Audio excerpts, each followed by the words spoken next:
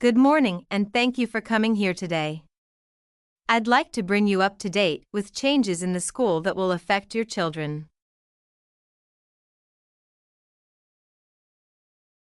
As you know, we have a well-equipped performance center, and we're going to start drama classes in there, too.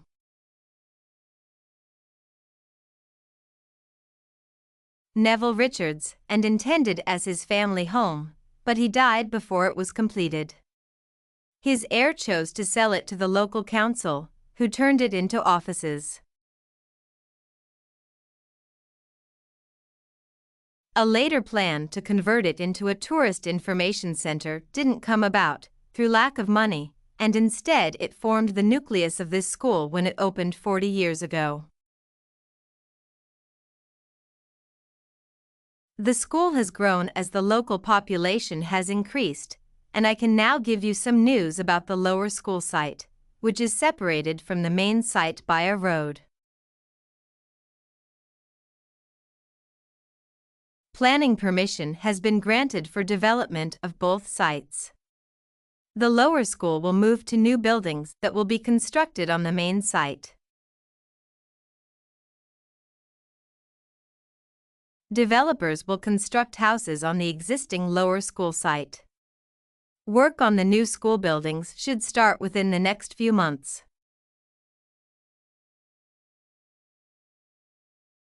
A more imminent change concerns the catering facilities and the canteen.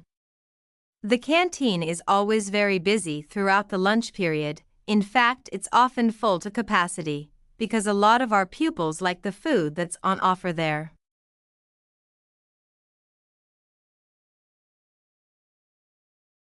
But there's only one serving point, so most pupils have to wait a considerable time to be served. This is obviously unsatisfactory, as they may have hardly finished their lunch before afternoon lessons start.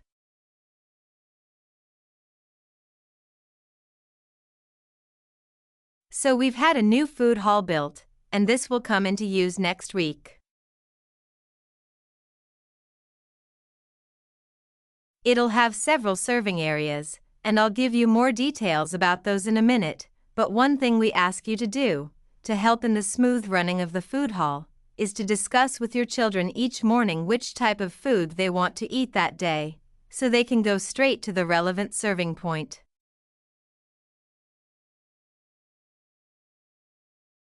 There won't be any junk food, everything on offer will be healthy. And there's no change to the current system of paying for lunches by topping up your child's electronic payment card online.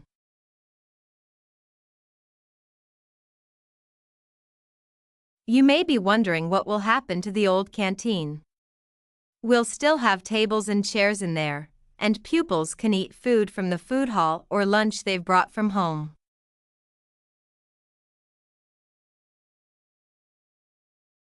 Eventually we may use part of the canteen for storage, but first we'll see how many pupils go in there at lunchtime.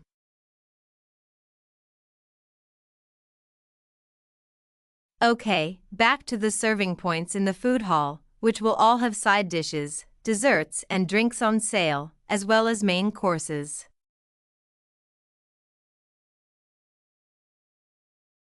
One serving point we call World Adventures.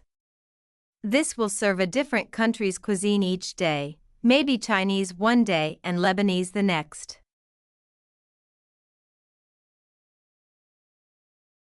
The menus will be planned for a week at a time, so pupils will know what's going to be available the whole of the week.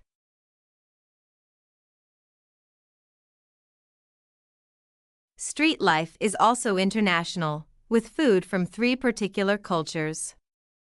We'll ask pupils to make suggestions, so perhaps sometimes there'll be food from Thailand, Ethiopia and Mexico, and then one of them will be replaced by Jamaican food for a week or 2.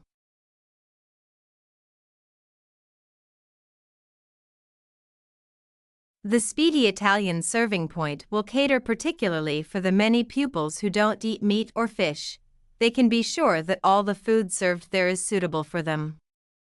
There'll be plenty of variety, so they shouldn't get bored with the food.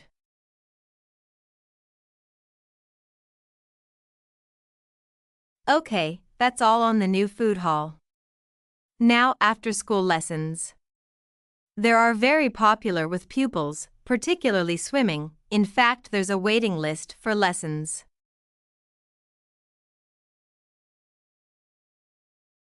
Cycling is another favorite, and I'm delighted that dozens of pupils make use of the chance to learn to ride in off-road conditions. It means that more and more cycle to and from school every day.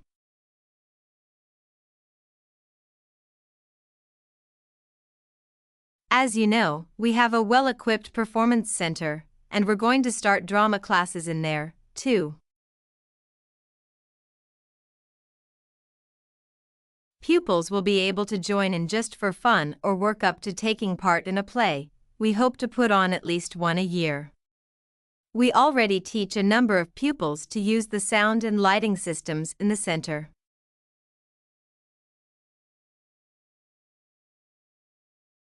And a former pupil has given a magnificent grand piano to the school, so a few pupils will be able to learn at the school instead of going to the local college, as many of them do at the moment.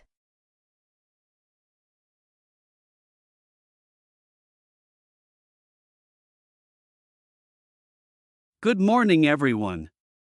So today we're going to look at an important creative activity, and that's hand knitting. Ancient knitted garments have been found in many different countries, showing that knitting is a global activity with a long history.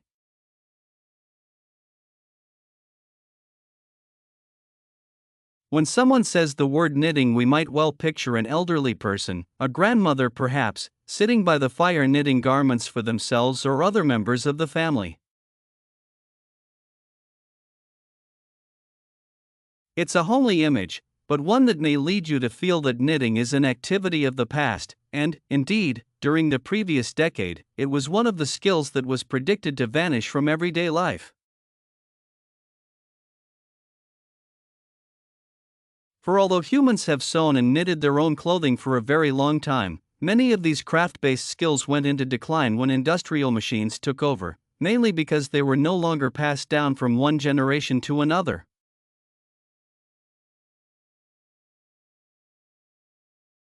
However, that's all changing, and interest in knitting classes in many countries is actually rising, as more and more people are seeking formal instruction in the skill. With that trend, we're also seeing an increase in the sales figures for knitting equipment.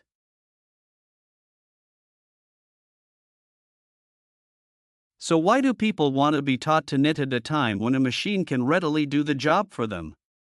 The answer is that knitting, as a handicraft, has numerous benefits for those doing it. Let's consider what some of these might be.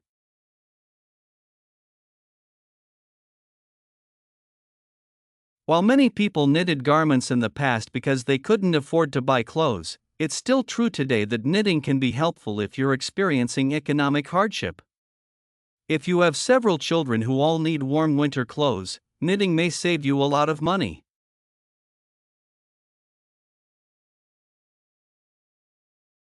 And the results of knitting your own clothes can be very rewarding, even though the skills you need to get going are really quite basic and the financial outlay is minimal.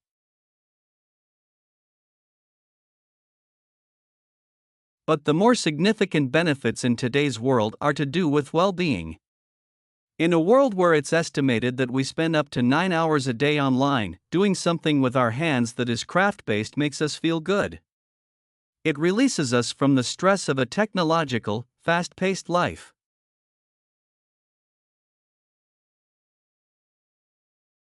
Now, let's look back a bit to early knitting activities. In fact, no one really knows when knitting first began, but archaeological remains have disclosed plenty of information for us to think about.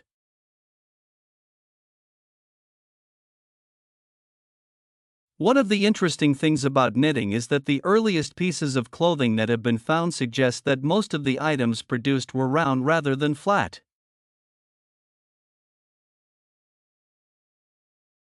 Discoveries from the 3rd and 4th centuries in Egypt show that things like socks and gloves, that were needed to keep hands and feet warm, were knitted in one piece using 4 or 5 needles.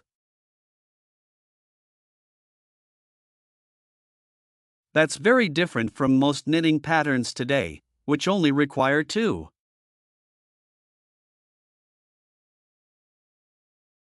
What's more, the very first needles people used were hand carved out of wood and other natural materials, like bone, whereas today's needles are largely made of steel or plastic and make that characteristic clicking sound when someone's using them.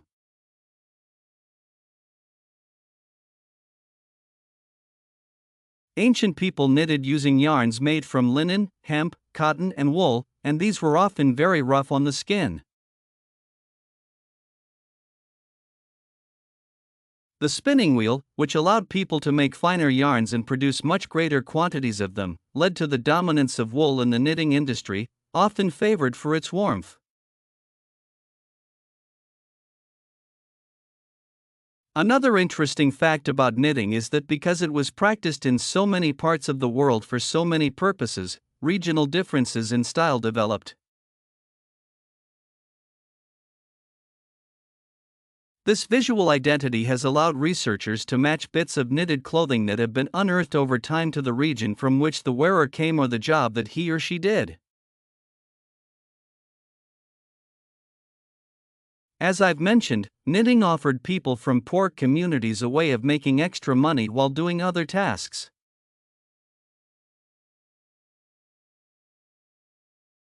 For many centuries, it seems, men, women, and children took every opportunity to knit, for example, while watching over sheep, walking to market, or riding in boats.